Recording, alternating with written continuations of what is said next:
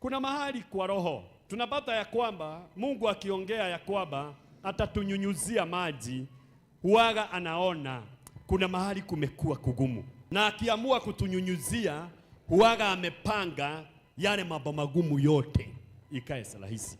Naomba kwa nyumba yako, kwa barabara, kazi yako, Mungu akubali kusprinkle your life. Katika biashara, katika kiroho, akubali kusprinkle your life. Bible inasema ya kwamba, tuangalie in the book of Ezekiel 36. Inasema, nami nitawanyunyuzia maji safi, nanyi mtakuwa safi. Nitawakazeni na uchafu wenu wote. Vinyago vyenu vyote. Clean from all your idols and everything else that has defiled you. Hata waesa pata hizo nguo umekuwa naye, umeshikashikwa na watu mpaka ukachafuka. Waesa kuwa maneno ya watu imechanajisi maisha yako. Waesa kaa hivi mtu wa Mungu, maneno yako iongewe na wewe hauko mpaka unajisike. Ora mashakata. God anatuambia nega mudhabia na kuria guothe mugite giko. Hebu angalia, si wewe sasa, it is God addressing you. The important things to God, akiona umestruggle na hauna nguvu, hunaga hata unajaribu kuwa mtakatifu, unajaribu kuwa mwema na umeshindwa. Mungu huingiliaga maisha ya mtu, anakuambia waweza shindwa kuwa mwema, mimi naweza kukufanya mwema. Watu wengine wameshindwa kuwa wema, hata kama they are trying. Waweza uliza mtu katika section zangu za counseling, unanganganaga mtu unamwambia hii na hii, anakuambia pastor nimeshindwa, nangangana na shidwa. Unapatana mtu anafuta bangi, ama anakunywa pombe, ama akona tabia imekorea ndani yake. When the problem imekorea ndani yako, unaambia siwache hasira. Unaambia ninangangana, hiyo ni kinyago. Hiyo ni kinyago. Kinyago ni kitu ambayo umejishikiliania naye. Siwache hii tabia. Na unasikia mtu ameshindwa. Yale hatuwezi, Yesu anaweza. Yale huwezi. Kuna mambo huwezi fikisha clarity ya Mungu until Mungu mwenyewe yeye akuje akufanye. Kuna mambo hata ukingangana, ungangane kulingana na refa ya mwili na nyama, unashidago kufaulu. Mwathani arauga, Mungu anasema hapa, mimi mwenyewe orakaparababu. Si niombe mtu ambaye Mungu mwenyewe ndiye atakufanya. Nimejaribu kutafuta pesa, nimeshindwa. Nimejaribu kufanya hivi, nimeshindwa.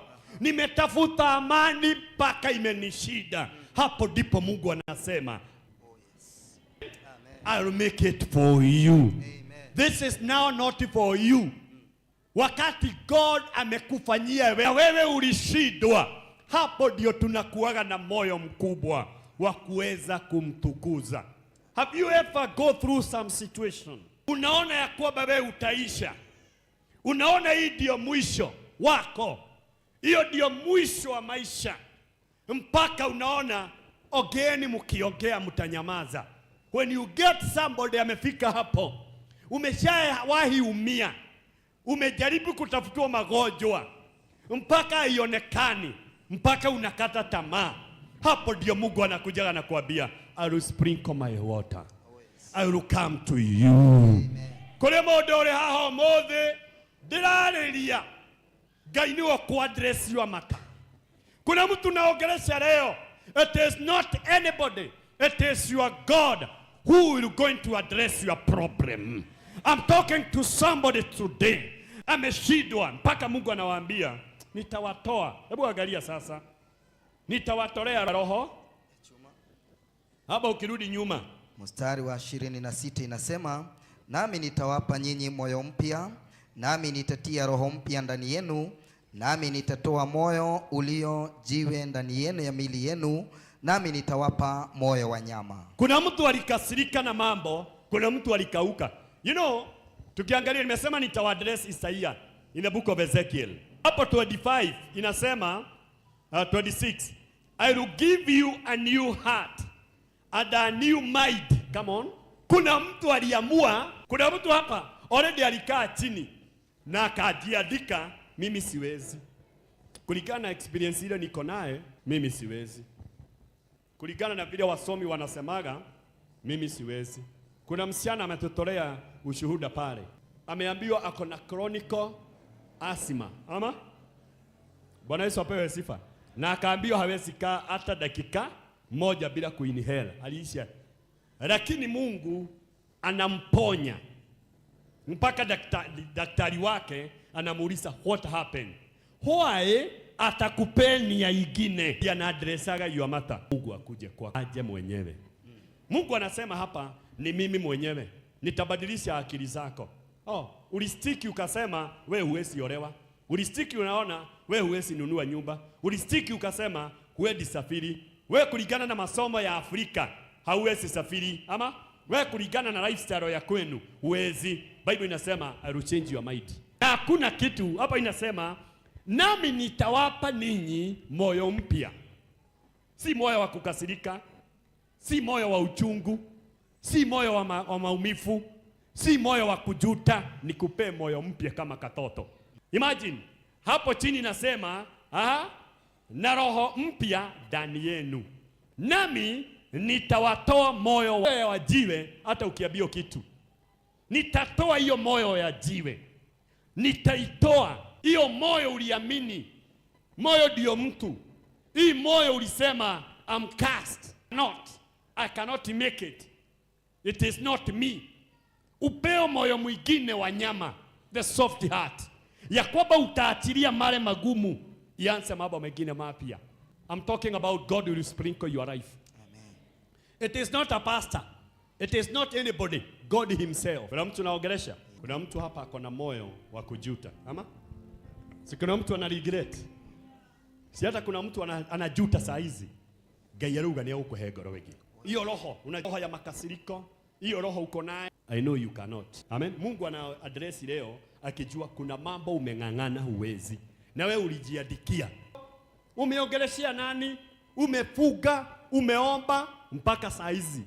Ezekieli anawatumwa na Mungu. Hebu tuangalie kwa impossible things. Ndio nimemwambia today I'm addressing things which is in the book of Ezekiel. Hebu angalia, Ezekieli anatumwa kwa mambo yale wanadamu wote wamekata tamaa. Kwa ule mtu anaona. Mpaka Ezekieli anatumwa kwa situation. Anaambiwa aende kwa in the book of Ezekiel 37. Anaambiwa enda kwa valley ya mifupa mikavu. Hebu angalia, Ezekieli haongei kwa mambo yale soft. Anaongea kwa mtu ambaye aliyokata tamaa. Kwa mtu ukimwambia anakuambia pastor, hatikihoteka.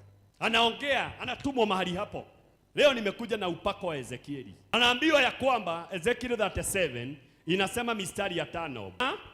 Bwana Mungu akaniambia mifupa hii maneno haya. Tazama nitatia pumzi. Tusomeni 4. Ezekieli 37 mstari wake ni wa 4. Akaniambia tena, toa unabii juu ya mifupa hii uiambie, enyi mifupa mikavu, lisikieni neno la Bwana. Bwana Mungu aiambia mifupa hii maneno haya, tazama nitatia pumzi ndani yenu nanyi mtaishi. Nimekwambia upako wa Ezekieli ni wa mtu aliyokata tamaa na vitu ukisiona na macho hii ya mwili hasiwezekani. Mtu already amefika menopause. Mtu already ameretire kazi. Unamwambia atajenga gorofa na amefanya kazi more than 50 years na hajanunua hata boda. Unakwenda kwake unamwambia Mungu anasema ndio utatajirika. Mtu ambaye ni tasa unaenda kwake unamwambia unaona hivi umefikisha hii miaka. Amen. So sasa si knowledge ya binadamu, si understanding ya mwanadamu. Upako wa Ezekieli ni ya kwamba semeni Mungu mwenyewe. Mungu mwenyewe. Mungu mwenyewe. Mungu mwenyewe ndiye ana address problem. Let me tell you, sometimes mnatakaga pastor address mambo. Lakini hapa tunasikia Mungu mwenyewe. God himself. Mungu mwenyewe ndiye ana address problem. Na anatuma Ezekieli daring. Anamuonyesha najua Ezekieli wewe ni mtu wa imani sana. Ujue hiyo Ezekieli ndiye aliambiwa lala pande hii siku 367. Akarara akiomba. Hiyo ni fasting and praying. Alipo akaambia, so lala pande hii ingine uombe Juda. Hiyo anaonyesha ana imani ya kutransform situation. Na Bible inasema alilala 365 days. Tena akaambia utubu juu ya Jerusalem. Another najua nimewaombea. Najua nimewatabiria kama Ezekieli. Lakini kunaye mambo haitabadilika juu ya midomo ya watu. Itabadilika juu ya Mungu kukurevisit. Na ndio siku ya leo neno la Mungu linasema in your life I will sprinkle water in your life.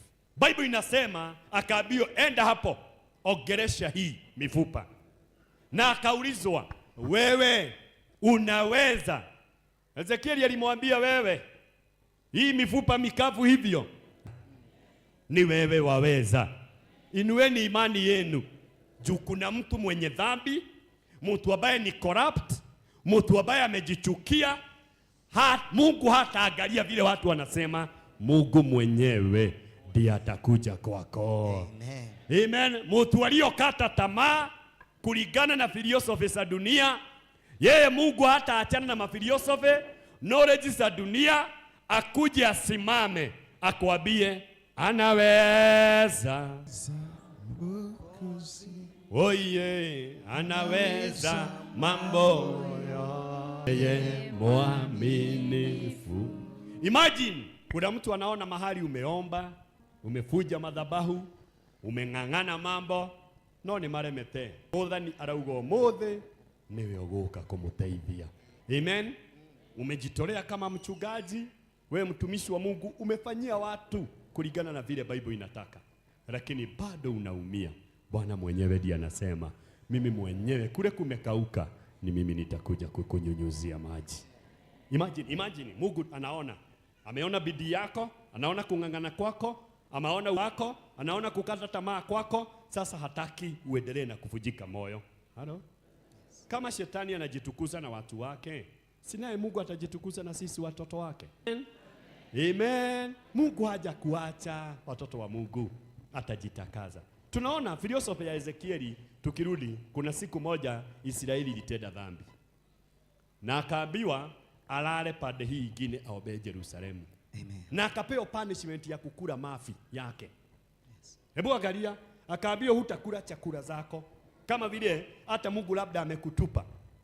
Na akaambiwa kutoka leo wewe utakuwa ukikula mafi yako. Ukikunia unapika unakula. Imagine kuna mtumishi wa Mungu hapa ameteswa na huduma yake. Ameteswa na kwake. Eating your own feast. Ama? Ni kama recycling your life. Unaona? Kwa hivyo kukula mafi kiufunuo ni kujirudia kwa maisha. You are living in one pattern. Hello? Yes. You are repeating one things at a time. Na akaambiwa ulale. Akaomba Israeli. Kuna mtu hapa amejirudia. Shida inajirudia. Akaambiwa wewe unajirudia na that bob. Akaambiwa ulale hivi. Akarara na pande moja. Hebu angalieni. Sema Mungu nimelala na pande moja sana. Kuna mtu amelala kama Ezekieli. Tusome. Kitabu cha Ezekieli mlango wa 4 mstari wa 4. Tena lala chini kwa ubavu wako wa kushoto. Hebu angalia, sema Mungu nimelala chini kwa pande moja.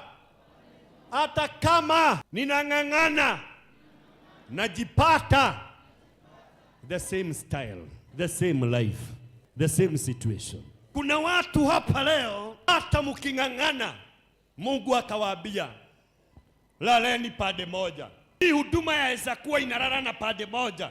Ezekieli akaambiwa koma na rwaru rumwe mwaka mugima, lala pande moja.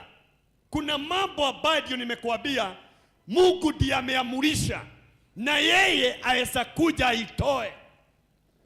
Ezekieli huyu ameambiwa sleep in one side, pray for Jerusalem. Na hapa Bible inasema alilala chini, Ezekieli 4:4. Na alipolala hata akijaribu kujipindua anapata maisha normalia. Hata akijaribu kuongea vizuri anaambiwa ni rude. Hata akijaribu kutengeneza kwake anapata ni vile vile. Juu imekuwa ni lazima ulale na kipande. Sema Mungu niondoe sasa kwa na kipande. Kuna watu walio hapa mumeng'ang'ana mambo. Kuna watu wanayenisikiza mahali ulipo. You sleep in one side for more than 20 years. You are trying this situation, but God has commanded you to sleep in one side. Unang'ang'ana kutafuta kazi. Unang'ang'ana kufanya makubwa. Ukidhania ndio utaomoka, unarudi tu from zero. Bible inasema akaambiwa rara pande moja. Na ni nini? Na uombe. Punishment ya pili alipewa hapa. Shida nyingine ilikuwa hapa. Akauliza atakula nini? Hapo chini nasema akaambiwa kule mafi yake. Mstari wa 9 ikiteremka. Pia jipatie ngano na shahiri na kunde na ndegu na mtama na kusemadhi. Ukavitie vyote katika chombo kimoja, ukajifanyie mkate kwa vitu hivyo kwa kadri ya hesabu ya siku utakazolala ubavuni mwako. 399. Yaani siku 390 utaula. Hebu angalia. Ni nani yako hapa? Gano, umekuwa na one diet. Yeah? Umekuwa tu kwa nyumba ni makelele. Hata ukijaribu umekuwa tu castration.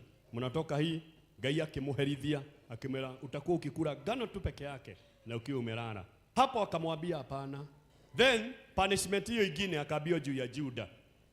Naye akaambiwa sasa hata nimetoa usikule hivi, utakuwa ukikula mavi ya ng'ombe. Mavi ya ng'ombe. What is mavi ya ng'ombe? Ni mabaki ya watu. Hata ukijaribu kutafuta kibarua, wewe unapataga watu wamebarikiwa. Wakati baraka yako iko karibu, unakula mavi ya ng'ombe. Kuna mtu hapa anashidagwa, kwa nini tu ni mimi tu? Labda kunaye hii. Nataka na msisahau neno la msingi liko katika Ezekiel 36. Are you together? Yes. God is going to sprinkle you. Are you together? Ataondoa ugumu wote ulio mbele yako. Mnaona amepitishwa kulala pande moja. Tena hapo chini tusome aliyokula. Mstari wa 15. Ndipo akaniambia, tazama, nimekupa mashonde ya ng'ombe badala ya mashonde ya wanadamu. God bless you. Kwa hivyo angekula kule mashonde ni mafi. Wewe ungekula mafi, mashonde ni wewe. So the God said, very well, I will let you use cow dung instead, and you cannot bake your bread on that. Naongelesha mtu. Ndio nimekuambia kuna mambo wewe umejaribu kukonsoti watu. Kuna mambo umejaribu kukonsoti pastor wako. Kuna mambo umeng'ang'ana, lakini ni Mungu mwenyewe atakuja kukuocha. Mnanielewa? Mnaelewa? Kuna mtu hapa anakula mashonde ya ng'ombe. Na hata tunashida, hata unasuguka makanisa unasuguka, kwenu umekula mashonde ya ng'ombe. Mashonde ya ng'ombe nimekuambia is a leftovers. Hata wewe unakula unapata umebarikiwa, lakini ni mabaki. Lakini Bible inasema huyu Mungu ni wa huruma. Akaja akawaambia siku za kukula masonde, siku za kulala pande moja. Hata ukijaribu kusoga imefika mwisho. Leo nimekuja kukusprinkle na amani yangu. Amen. Mimi mwenyewe ndio nimekuja kukutoa. Hebu angalia chapter 4 up to 36. Huyu mtumishi wa Mungu hata watu kuna mahali aliambiwa hata atoe nguo. Aende uchi hivi. This is a servant. Kuna watu mko hapa mnaniona na mnaniangalia. Mnasema I'm a good tither, I'm a good worshipper. Ni wapi tulifanyikiwa? Leo ndio siku yako ya kutolewa kulala pande moja. Bwana atakuja kukusimamisha tena. Amen. Na nikuambie hapo ndipo Mungu hata alienda akamwambia wewe mwana wa Mungu, wewe mtumishi wangu, enda hata mawe. Anaongelesha mpaka mifupa na inakuwa. Leo ninakurudishia mamlaka. Vitu zile hata silikuwa sinakauka utasiongelesha. Sitakuwa salama. Kule kulikauka, kule kulikuwa na shida. Ngai yake he uhoti wa kanua. Sema uwezo wa mdomo. Uwezo wa mdomo. Muturi alikula mafi. Si usitudie. Muturi alikuwa anakula mafi ya ng'ombe. Anadharauliwa. Akaanza kuongea maneno ya nguvu na mdomo wake. Kutoka siku ya leo, tema nimekula mafi sana. Nimekulishwa mafi sana. Lakini siku ya leo Mungu ametakasa mdomo wangu. Ninaongea mifupa inakuwa wanadamu. Ninaongea vitu sinasimama. Ninasema na kunakuwa. Asante Bwana. kwa kunyunyuzia mdomo wangu maneno iliyo na mamlaka. Pokeeni neema. Hata kama umekula mavi ya ng'ombe, hata kama umeongeleshwa mabogani, there is God who can sprinkle your mouth. Na ikuwe the mouth of authority. Hata kama umetusiwa aje, kuna Mungu wa kuheshimisha hiyo mifupa yako. Yes, najua umeitwa tu mifupa tukavu. Najua umeambiwa mambo mengi. Lakini hiyo mifupa ya leo ya kwako, Bwana amesprinkle maji na itakuwa imesimama tena. Mtu aliorara miaka 369, mtu alilala na stailo moja, tunamuona akitembea juu ya kunyunyuziwa maji ya uzima, juu ya kunyunyuziwa amani. Pokeeni uzima, pokeeni amani. Abia na stailo moja miaka 399, miezi mingi, maji ya amani imenyunyuziwa. Utasimama tena. Waliokuita mifupa mikavu, neema imekujia. Pokeeni neema ya kusimama, neema ya kusonga mbele. Hallelujah. Am I communicating? Yes. Kuna mtu naongelesha. Listen very careful. Ezekieli akikula mavi ya ng'ombe alidharauliwa sana. Hata hakuitwa mtumishi, kamutuka Mungu, kamuobaji. Mutikama kene kuria mai. Ithuĩ no ithuĩ tũrĩrĩa nyama na tũthiĩ na mĩgũrũ. Ezekieli akienda kwa mifupa. Wewe unaitwa tu mifupa tukavu. Wewe unaambiwa Mungu wako haonekanagi. Mifupa itasimama na itaanza kuendelea. Wakati neema imeanza kumwagikia mtu, hata wadudu na wanyama huaga wanajua, wanashuhudiaga. Ederea Ngai acerera mundu ginya nyamu nimenyaga Ngai nioka. Wakati Mungu ametembelea mtu, wakati neema imenyunyuzia wewe, hata wadudu, hata panya, hata wanyama wote huaga wanajua Mungu wako amekutembelea. Si unyunyuziwe maji kwa jina la Yesu Kristo. Hallelujah. Hapo ndio unaona God anaambia Ezekieli, it's only me that I can heal you. Listen, your injury is only God who can heal it. Your distress is only God who can address it. And from today, it is your day. Uninyunyuzie maji, uninyunyuzie maji, unioshe nitakase, o Bwana, o Bwana, unioshe nitakase, o Bwana, niwe mweupe kabisa. Do you believe in that? Oh yes. Do you believe in the word of God? Amen. Usipige kelele. Ni kweli waweza kuwa na moyo gumu juu ya kulala mahali miaka hiyo yote, juu ya kuombea kitu moja, juu ya kulala unajaribu hii, na wale colleagues wako wanasema jambo moja kunafanikiwa. Si roho itaharibika? According to address of Ezekiel 4:4, ni kweli Mungu anaruhusa. Wengine wanakula nyama pie, wanakula madodo, wewe unaambiwa wewe utakula mafi ya ng'ombe. Mafi ya ng'ombe ni leftovers. Na tunapata, Jerry, kuna maharagwe tulikuwa tumetoka naye hapa, na unajua huku hakuna watoto. Sasa siweza kula hii madizi, unakuta ndio inaiva. Na wewe juu ya situation unaona kama ni kupendwa. Ni maheni tikwendwa. Ngai ni akwehereria roho wa kuriaga indo cia matigari. Hata sikiliza. Kuna kaguo kalikuja nikaona nikakubwa, ni wangu alikuwa kuja ujipime. Ni kweli, unajipima inakutosha. Na unamwambia asante. Kama ingemtosha haugepewa. Siku ya kukula mabaki imefika mwisho. Hallelujah. Wakati Mungu ameamua kukunyunyuzia, utakuwa ukimwambia asante, lakini tutapeana mahali ingine. Sema siku za kulala chini zimefika mwisho. Siku za kulala chini zimefika mwisho. Hey, am I communicating? Siku za kulala chini na upande moja zimefika mwisho. Sema wamenijua na pande hii moja. Wamenijua na pande hii moja. Ya kuwaitisha. Wakiona simu yangu, wanadhania ninawaitisha. Wakiona simu yangu, wanadhania ni kuwakopa. Miaka ya kulala na pande moja ile wamenijua imefika mwisho kwa jina la Yesu. Sema wamenijua. Kiniona wanaona ni mimi nisumbua. Lakini siku ya leo hata hapa kanisani, sema hata wewe madhabahu. Leo utanijua mtu wa kuabudu. Utanijua juu ya mashida. Uko tayari?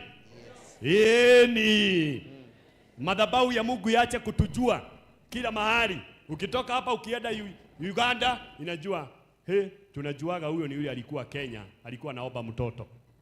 Tunamjua.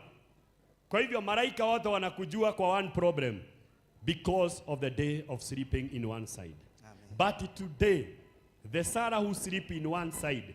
Hello? The one who sleep in one side. When the sprinkle, God sprinkle Hannah. Hello? Yes. Hello? The other time he entered to the church, aliingia akipraise God. Amen. Sema masiku ya kulala pande moja na kukula mafi ya ng'ombe. Imefika mwisho. Mungu wangu amenipeni roho jema, ameninyunyuzia maji na nimeamini. Pokeeni neema katika jina la Yesu Kristo. Walimjua Daudi akiwa akishuga ng'ombe, hata madugu zake wakimuona wanamwambia, nani umeachia kondoo na nani?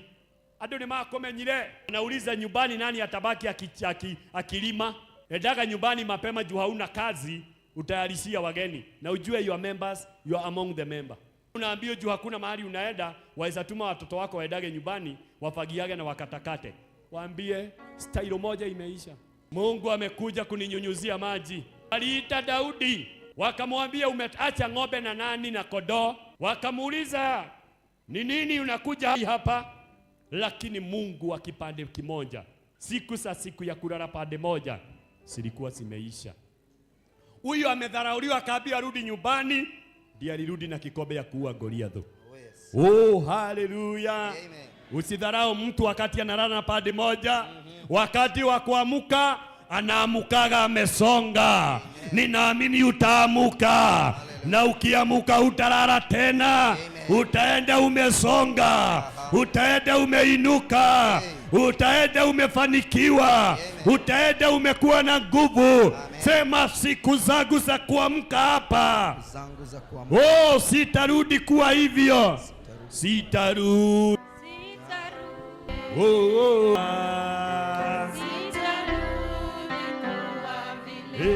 Sitarudi kuwa vile. Bwana ameninyunyuzia neema. Sitarudi kuwa vile. Sitarudi kuwa vile. Sitarudi kuwa vile. Kusimama milangoni mwa. Sitarudi kuwa vile. Kuomba mbele ya watu. Sitarudi kuwa vile. Nani ameamini hutakuwa huwa hivyo kwa jina la Yesu Kristo? Ayu amini? Munaamini sasa? Siku za kulala 369. Siku za kulala 389. Wewe unajulikana, wewe ni wa failio hii. Wewe ni wa kujulikana, hakuna huwezi rudi kwenu. Wewe huwezi enda mahali. Wewe utakaa hapa hata uitwe majina gani, hata uambiwe nini. Mungu alipofufua mafupa pale. Ezekiel 37. Wakati Mungu alisprinkle the living life kwa dry bone in the valley, hatukuisikia tena. Listen. Neno lile ninaacha na ninyi. Mshike vizuri.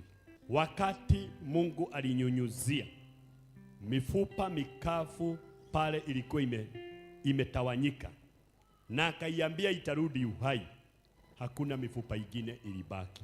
Hii dakika hii, hiyo mifupa ya kikazi, hiyo mifupa ya kifamilia iko mikavu, hiyo mifupa ya imani, Bwana akikunyunyuzia hapo, watu watakutafuta. Watu watakuja kukutafuta kule ulikuwa unaishi.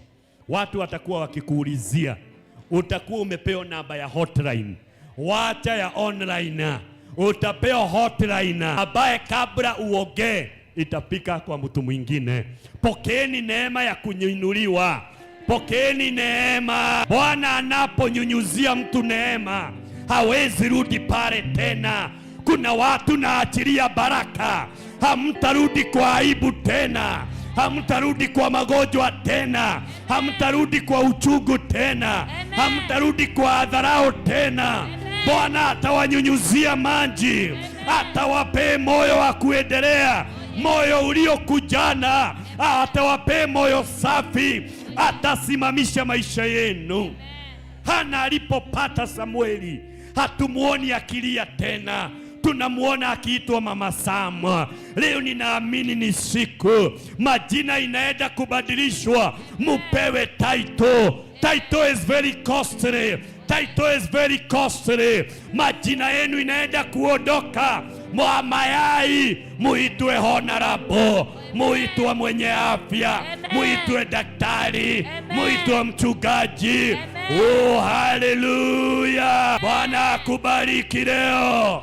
Masiku ya kulala na kipande moja, kipande ya kukula mavi ya ng'ombe, leo imefika mwisho. Utajipikia, utakula chakula cha heshima. Bwana atafanya mifupa yako isimame. The sprinkling of the water change every situation. May God bless you.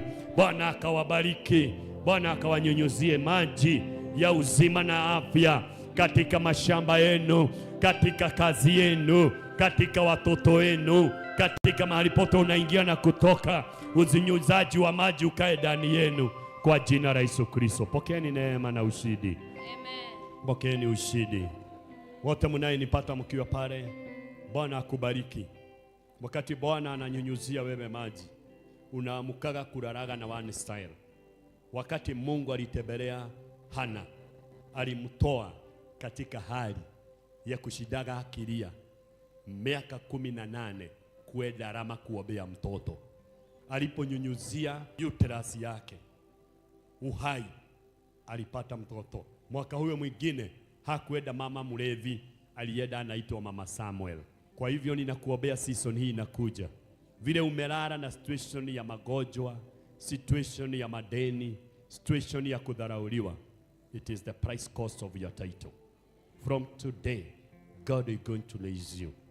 Wakati Daudi, Psalms 27, mama yangu na baba yangu walinidharau, wakati Eliabu na ndugu yake alimuoda akamwambia ya kwamba rudi ukachuge kondoo, Bible inasema badala arudi akachuge kondoo, alienda kuface Goliath. Juu alikuwa amenyunyuziwa the victorious sprinkling, maji ya ushindi, alitoka kama ameshinda Goliath. Badala arudi nyumbani kama boy, alirudi nyumbani kama warrior.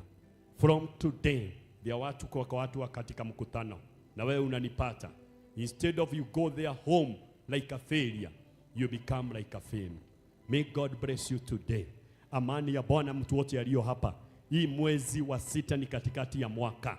Naongea sprinkling. Wewe ulikuwa unaona mwaka huu ni mbaya, utaishi na utatembea, utapona na utafunguliwa njia, utafanikiwa katika hali yote. You come here like a boy, but you are going there like a warrior. You come here like a tasa, can you go there home like a mother. May God give you a big title. Pokeeni neema kwa jina la Yesu Kristo. Aibu yote mlio naye, mliingia hapa mmekaukiwa mifupa, lakini Bwana atawarudisha kama watu wanaye survive tena. Neema ya Bwana ikawe na nyinyi na Bwana akawafanikishe.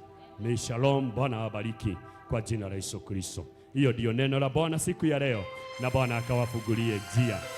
Bwana akawafungulie njia.